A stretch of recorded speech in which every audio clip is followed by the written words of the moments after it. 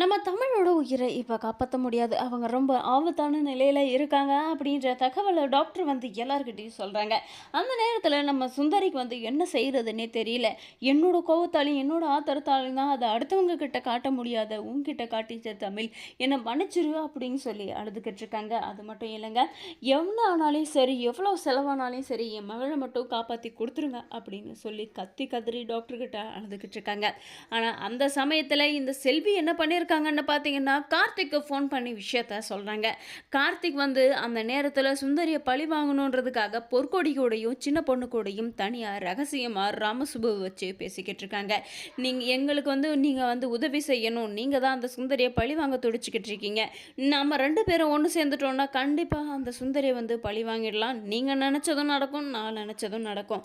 அந்த சுந்தரிய நான் பழி வாங்கணும். அதே நேரத்துல நீங்க தமிழ் உங்க பொண்ணோட சேர்ந்து வாழணும்னு ஆசைப்படுறீங்க. அது நிறைவேறணும்னா நம்ம 2 பேரும் கூட்டு சேர்ந்தா மட்டும் தான் முடியும் அப்படின்னு சொல்லிட்டு, பொற்கொடி வந்து இப்ப கார்த்திக்கோட கூட்டு சேர்ந்துட்டாங்க. நம்ம சுந்தரி இருந்துகிட்டு லக்ஷ்மி கிட்ட சொல்லிக்கிட்டு இருக்காங்க. நீங்க இப்படி செய்வீங்கன்னு நான் நினைக்கவே இல்லை. உங்க தம்பி இவ்வளோ நாளா செத்துட்டு இருந்தான்னு சொல்லி நீங்க வந்து விட்டுட்டீங்க.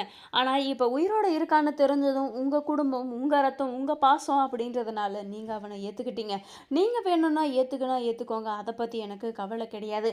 ஆனா என் பொண்ணுவ அவன்கிட்ட சேர்க்கணும்னு நினைக்காதீங்க. அவன் கூட என் பொண்ணை நான் விட்டுடுவேன்னு நீங்க கனவுல கூட நினைச்சு பார்க்காதீங்க. இந்த குழந்தைக்காக ரொம்பவும் கஷ்டப்பட்டு பார்த்துக்கிட்டு என்னோட வாழ்க்கையவே நான் இழந்துட்டேன். அப்படி இருக்கும்போது இந்த குழந்தைய நான் அவ்வளோ சீக்கிரம் அவங்ககிட்ட விட்டு கொடுக்க மாட்டேன் அப்படின்னு சொல்லி நம்ம சுந்தரி வந்து லக்ஷ்மி கிட்ட சொல்லிட்டு இருக்காங்க. அந்த நேரத்தில் தான் வந்து கண்மணி சொல்கிறாங்க, தமிழோட சத்தமே இல்லை அப்படின்னு சொல்லிட்டு.